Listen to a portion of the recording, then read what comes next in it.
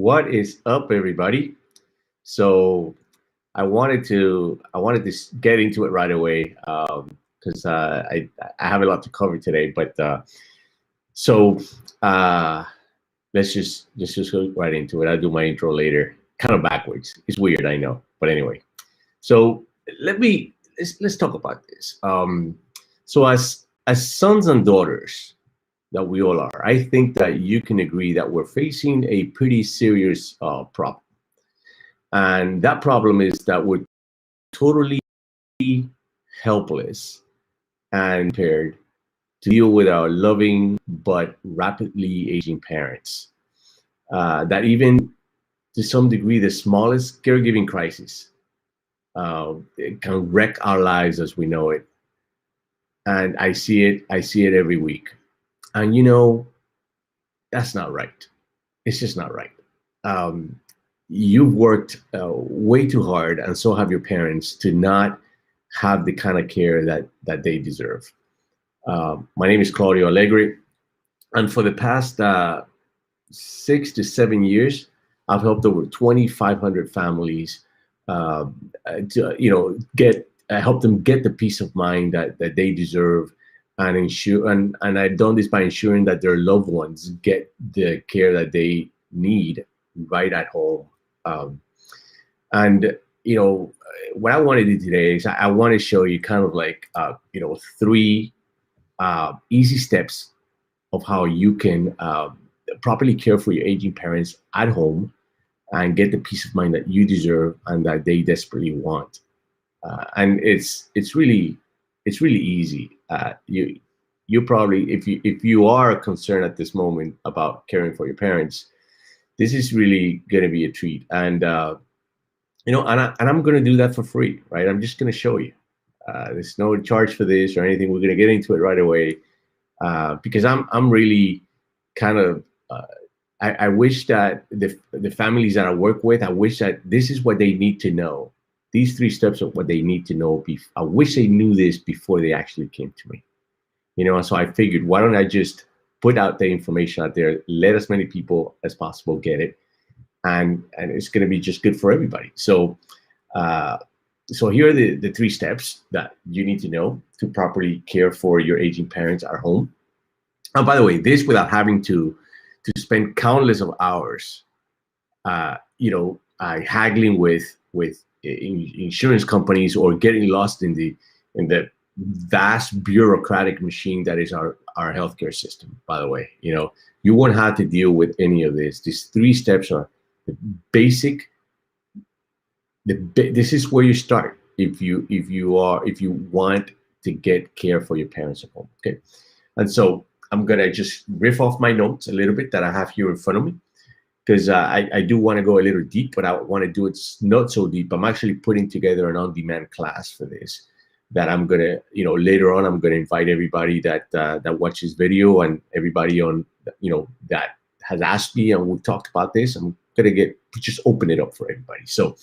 Um, so here we go. So step number one, is how do you find what services your parents are eligible for?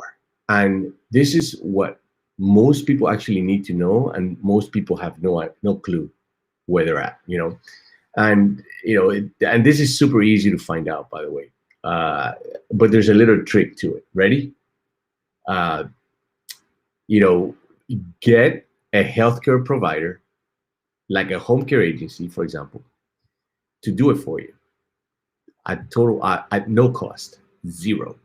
All right, you can just call any agency around town, and ask them, and they'll tell you, and I'll tell you exactly what they're going to do. Right. So a home care agency like us, we're set up as a home care agency. We can let you know in a matter of minutes what kind of benefits and what kind of eligibility your parents have. And this first step is essential because you can't move forward without a map. And so what we're going to do is run what is called an eligibility report, right? And share it with you free of cost. This shouldn't cost you anything, right? And in that report, it's just has a breakdown of everything that your parents, as far as home care is concerned, everything that their entire dossier, right? It's just it's like, when the cops put your name on the, not that I've ever been in the back of a cop car, but when they put your name, a whole bunch of things come out, like who you are, where you live, any priors or anything like that. Same thing with the ineligibility report. What insurances, what services, when, how, where, everything, right? And you get access to this. Plus, the agency can actually explain it to you in English and tell you, here's what your parents are eligible for. These are the benefits that get at home, and these are the benefits that can't. And I think that knowing how to execute this step can save you huge amounts of, not to mention time and effort, but frustration.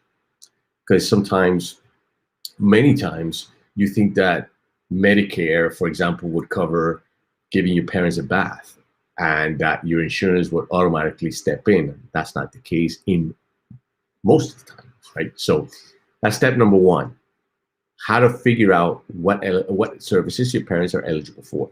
Step number two: map out your ideal caregiving day. And so now that you know what services your parents have, now what you want to do is take that information and give yourself an imaginary 20 to 30 hours a week, for example, right? Whether it's covered by insurance or you want to budget a little bit into it, it doesn't matter. Just pick 20 to 30, pick 20 if you want, and figure out how you want those hours distributed throughout the week. And so in your mind, kind of play out what happens with your mom or your dad the moment they get up in the morning to the moment they go back to bed, right? And play that movie. What happens? They get up, they need to take a shower or a bath, they do their personal hygiene, then they have a little breakfast, then they sit around for a little while, then they read, or they have a therapist come over. Just break down the day, because when you do that, you kind of have an idea of how that movie is going to play out, and how you're going to be able to distribute the services that you're paying for, that your insurance is paying for, that you've been awarded, whatever, and this,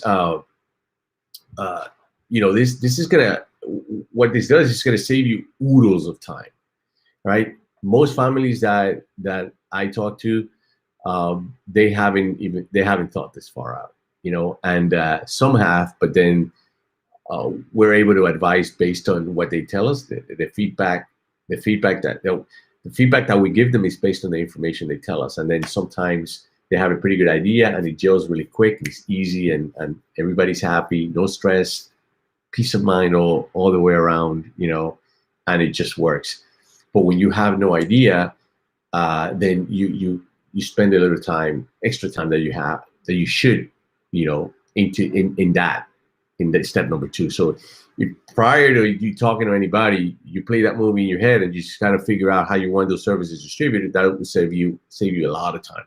So the step number three is start building your care team, right? And if you engage with either a care manager or an agency, a care manager will probably be someone that you can hire to help you. They'll be like your quarterback, your gatekeeper. And they'll be able to set up an entire team for you.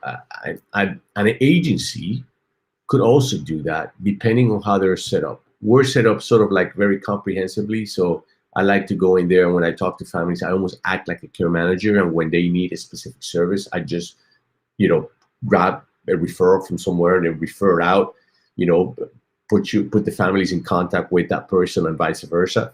So that I do a lot of that kind of quarterbacking as an agency, which is zero cost to the families, 100% of the time, zero cost, right? A care manager goes a little bit deeper, and there's usually a cost associated with them. I'm all for hiring a care manager if it's within your budget. If you want to know a couple of care managers, I can put you in contact with a few of them if you want. But anyways, so moving beyond that, so what happens is now almost everybody has a doctor, right?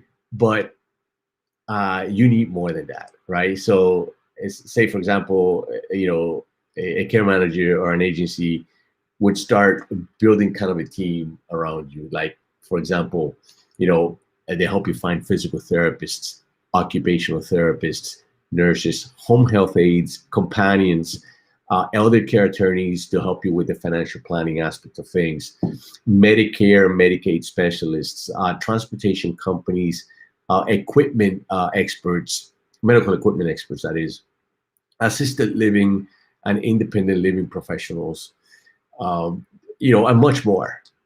At this point, you know, you shouldn't have to be doing much except becoming familiar with the process and just being for your mom or your dad, and try to kind of stepping back from the actual doing of things. That's the whole purpose is, you know.